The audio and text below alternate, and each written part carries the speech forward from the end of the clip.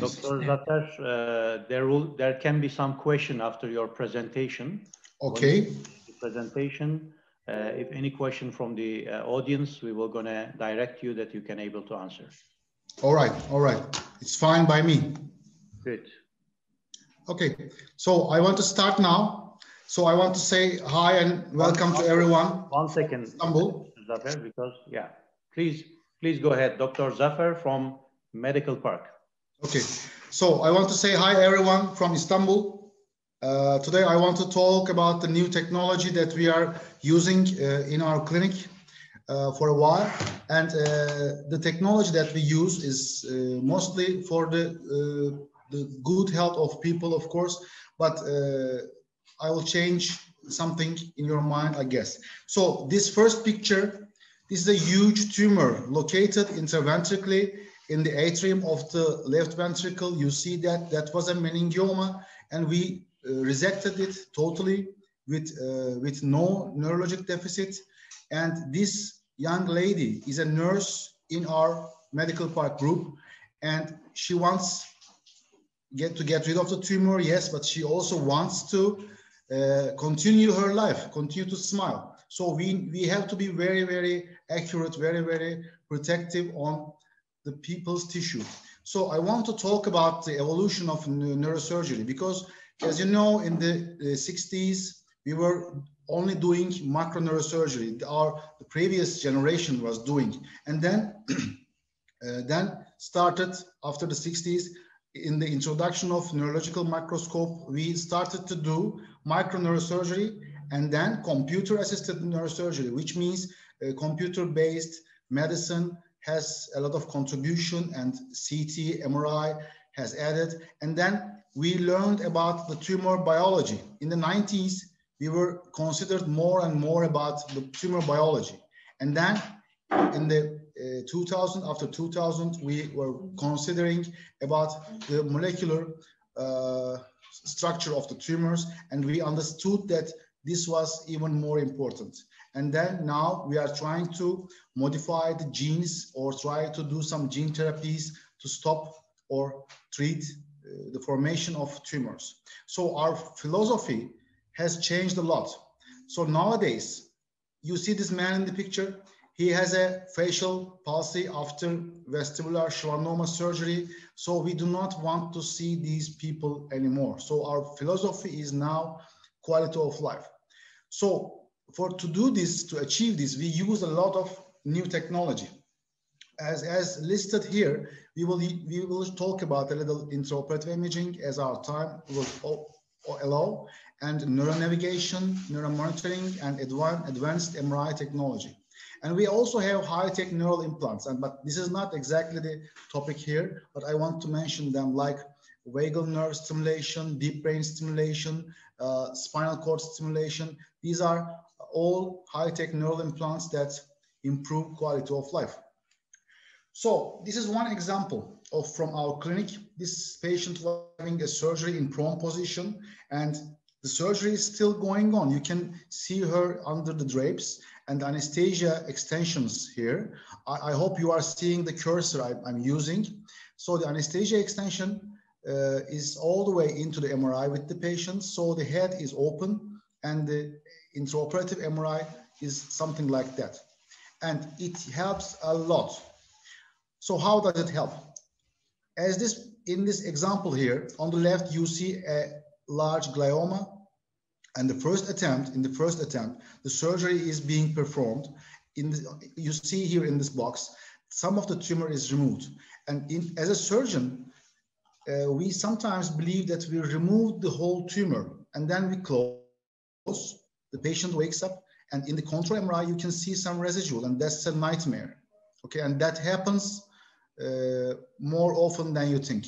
So how do we prevent this? We use intraoperative imaging, and one of the gold standards in intraoperative imaging is intraoperative MRI. So in this case, you can also see that the second run did a very, very good complete result. And we know from the literature, the intraoperative MRI improves tumor resection rate as high as 80% of low-grade gliomas, and as far as 40% of pituitary adenomas. So that means a whole lot of patients get rid of their tumors in the first attempt. And that's a real contribution to quality of life, I guess. And also intraoperative MRI allows you to avoid vital zones because you know what is around the tumor, where is the tracts, where is the vessels, and everything around it is visualized in the surgical theater. So that's a big advancement. And then we can also do MR spectroscopy. As in this example again, in this example, this area around the resection has some still T2 high signal images, and the surgeon has to know whether this is tumor or whether this is edema. And that's a very big difference. So in the MR room, during surgery, you can also check again with MR spectroscopy and decide for yourselves if it is a tumor or if it is edema. And that definitely improves survival, because survival in many brain tumors is dependent on how many % of tumor is initially resected.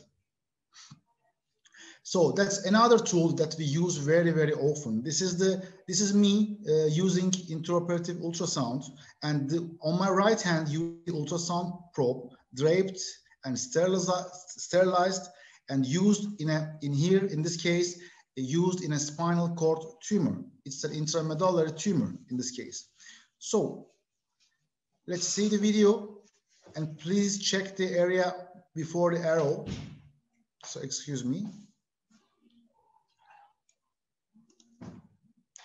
So in this video, you can see the intradural tumor is very well visualized under the ultrasound image, and it's a very high resolution image. And in some cases, this tumor vision is even better than the MRI image. On the left picture, you see the same case. You see the T9 and T10 vertebral bodies. You see the dura. You see the tumor and the cord tissue surrounding the tumor. And on the left, on the middle square, you have this tumor post-resection image.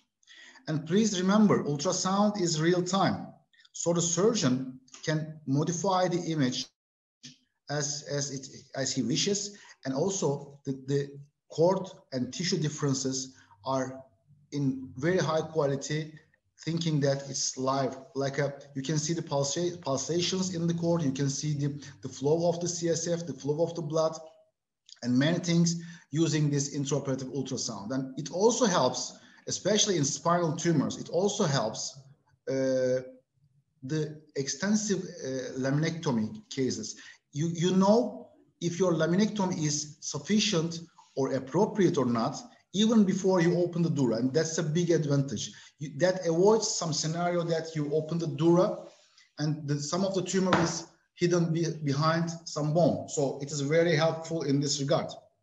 Okay, and on the right, you see a brainstem glioma, again, visualized by intraoperative ultrasound, and you see the contrast enhancement like image, but this is not the contrast, this is the thick wall of tumor and cyst inside.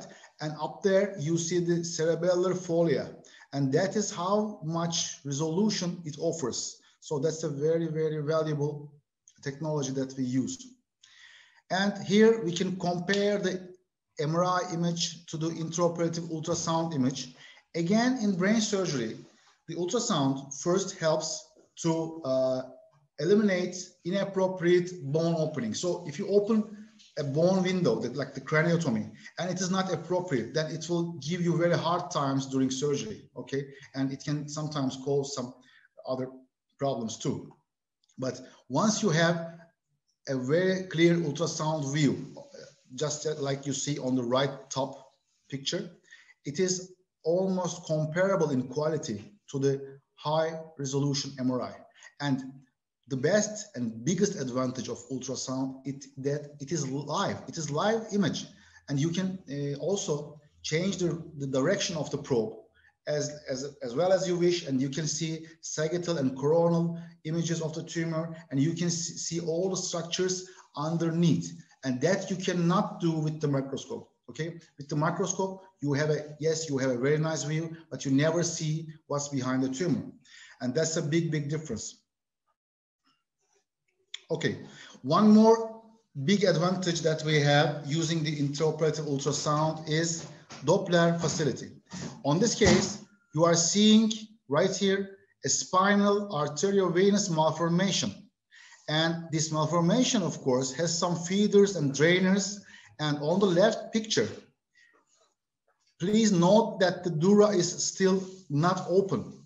We are looking about the dura. Even before we open the dura, we know where the feeder artery is. And that's a very critical stage of the surgery.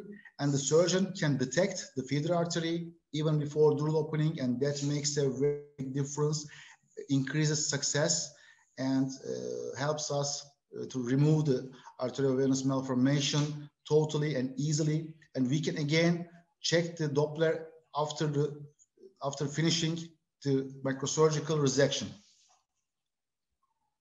So another technology that we use and we like a lot, and that's neuronavigation.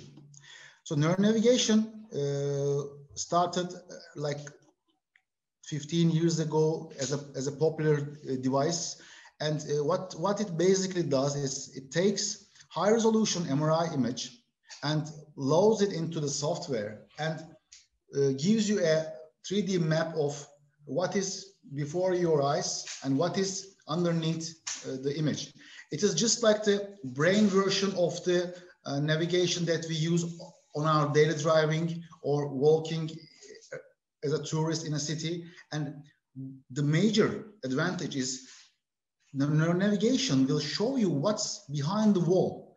If done accurately and used accurately, it's a very good device to eliminate some inappropriate entries to the brain.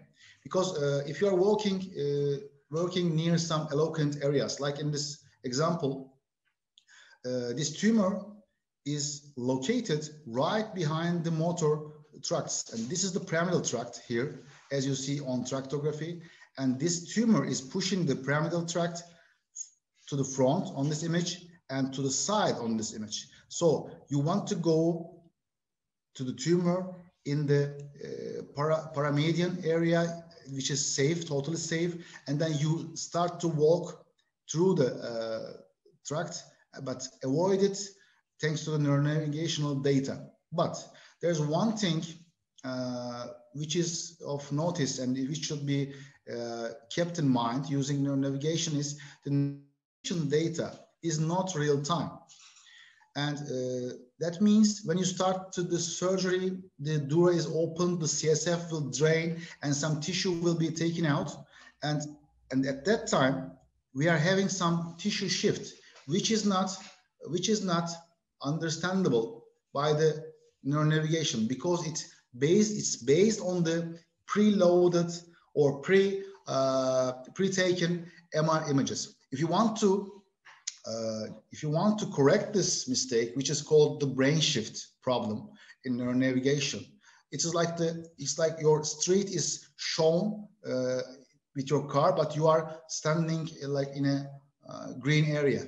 So it will make a big confusion. To avoid this, you can correct this with live ultrasound image. We also have this technology thanks to this Sonavant system that we use. And you can also do that, but it is not as reliable as real-time imaging, such as intraoperative MRI and intraoperative ultrasound. But one thing, there's one surgery that neuronavigation is gold standard. The best example is skull-based tumors, especially if we are going from transsphenoidal route via the drilling of the clivus from the frontal aspect, or going from anywhere near C1 and going to drill the bone and then reach the neural structure, then we are doing some mining work, and neuronavigation will be hugely helpful, because you can easily run into some precious vessel or run into brainstem. So one other technology that we use, and this is one of my favorite images, on the left, you see this middle meningeal artery aneurysm with intraoperative angiography.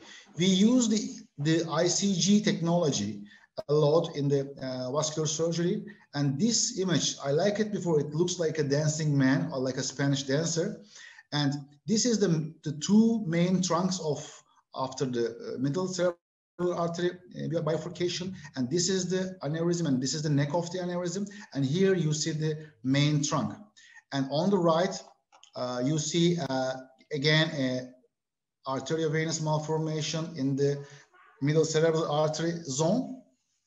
So the ICG has some superior advantages over conventional angiography, because conventional angiography is a good preparation before surgery, and you know about the 3D anatomy of the lesion, and you know a lot of things about the vessel, blood flow, etc. But in the operation, if you want to learn that some vessel is patent or not, the ICG gives you total control of what you are looking at, and you can repeat this ICG up to 2 or 3 times as well as you need, and it's real time. And being real time is a really a golden key if you are talking about ICG. And the best thing about ICG, after aneurysm surgery, it helps to avoid the occlusion of main trunks. In this case of middle cerebral artery, we can clip the aneurysm, and we can also clip some trunks or branches, and that will cause some infraction on the distal brain areas, and we never want to do that. And normally we used to do it with postoperative angiography and postoperative imaging, but it was too late because the ischemia had already occurred.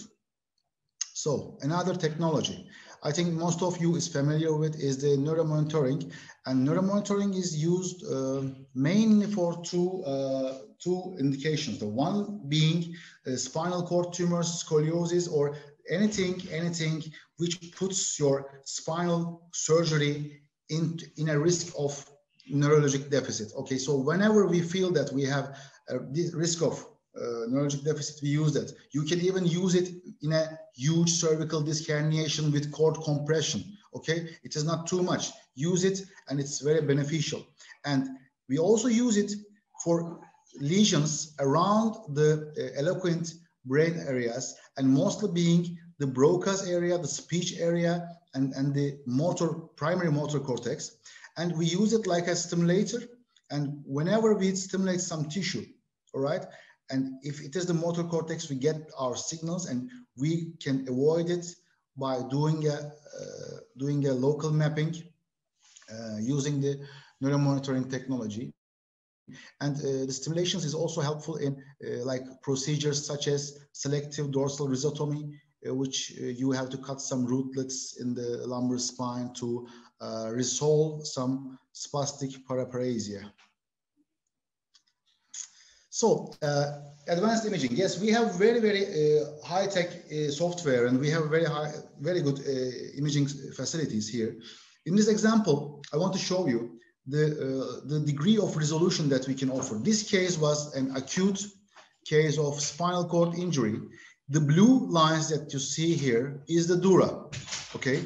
And the yellow line you see here is the pia mater, and this transparent zone is the cord itself, and this area shaded with orange or red, depends on shade, is the acute blood which is given by the spinal cord trauma. So this kind of information would be very, very successful, or very, very helpful for someone who will do anything in the cord or in an intramedullary tumor or any similar scenario. Again, a very, very good picture of motor cortex tract imaging. This is the motor and sensory tracts depicted together in 3D format. And again, we have a meningioma here, which is located on the flux cerebri, and the surgeon knows exactly which area to target and which area to avoid, and that will be a very helpful in stopping problems even before they happen. And I want your attention to this because this is one of my favorites. I've been working on tractography imaging for around 12 years by now, and this case is a very nice example. On here, you see this foramen magnum area. This is the C, this is the odontoid, and this is the end of clivus, and this is the dura. And on the dura, we have a very, very large foramen magnum meningioma. And in this case, this patient was not able to walk when she arrived. And you see the tractography also gives you a color discrimination of the cord compression. And this is the diminished diffusion, which refers to a clinical disturbance, and that these tracts are not working very well thanks to this tumor, and it's very, very compressive in the foramen magnum, as you see. And the next image is 1 month after surgery, and you can easily see that the color is coming back, okay? And this patient was still improving. And the next image, the last image, is from 3 months later control. As you can see, the whole thing is relieved, and the patient has unbelievably improved, and she was able to walk again, albeit with some ataxia, but she could. And you can see how the coloration is coming back. Compare, please, with the first image again. This is one of my favorites, and it's how you can show the function on MRI.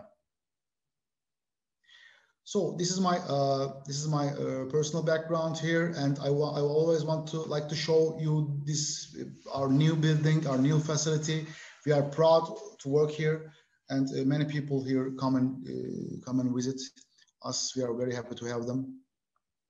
Thank you for your attention. If any questions now, yes, I can have them. Thank you, Dr. Associate Professor, actually, Dr. Zafer. For time being, I haven't received from the audience any questions. It was a very comprehensive and very informative presentation. Thank you for that. And thank you for joining and your contribution to our medical travel and healthcare travel expo. Thank you very much. You are very welcome, and I wish you the best of luck, and have a nice time. Oh, sorry, Professor, just one question just arrived now. Very interesting patient cases. Is it possible to find more case studies from your practice? From Russia. The question comes from Russia, actually. Okay, if I get this question in 2 ways. If they want me to share some examples of the cases that we did, I can give them my email, and I can mail them in special, and I can share them some of the examples, of course. But if they're asking about our series, our literature, the published ones, I can also share them. Just give them my email address. Okay, we will give your personal email address, and they will contact you directly to ask their questions. Of course. Some more questions. What is it is in Russian, I think. Question. Bir soru daha geldi. One more questions came, Dr. Zafer.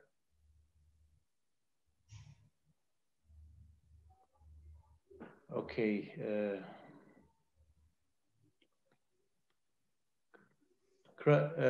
Do you make a surgery with craniotomy, actually? I think that question can be awake craniotomy. Is it awake craniotomy? I think so, yes.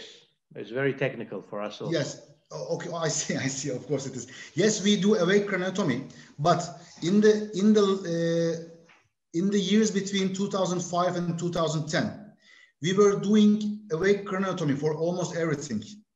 Okay, that was the time that we were learning about it, and we had a lot of experience. And now we are using it less frequently every day, because the problem with awake craniotomy is, other than being a hard, difficult surgical technique, also we found that it is giving some false positive results, which means we are working near the motor cortex or near the Broca area or near the precious tracts, okay, the arcuate fasciculus, okay.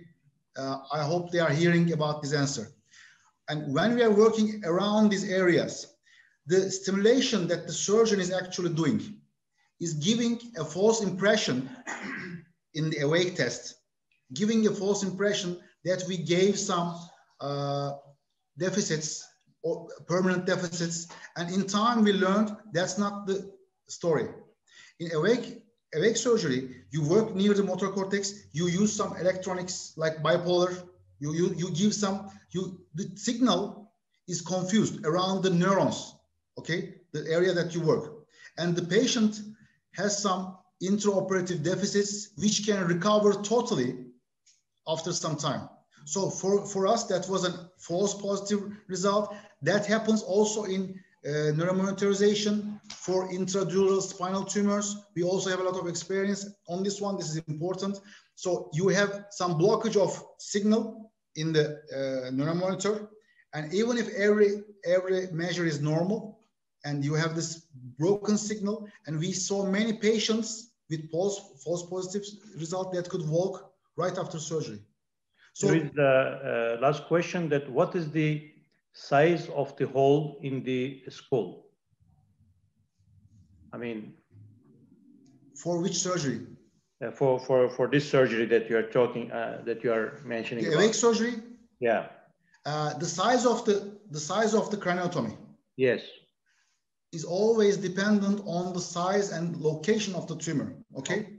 We always measure the area, and we always have our plan even before surgery. And the size of the craniotomy can change between 2 centimeters to 10 centimeters. 10 centimeters. That's the variation. It's clear. Thank you, Dr. Zafer, for welcome. replying our questions, and thank you very much for participating. It was my pleasure. Thank you.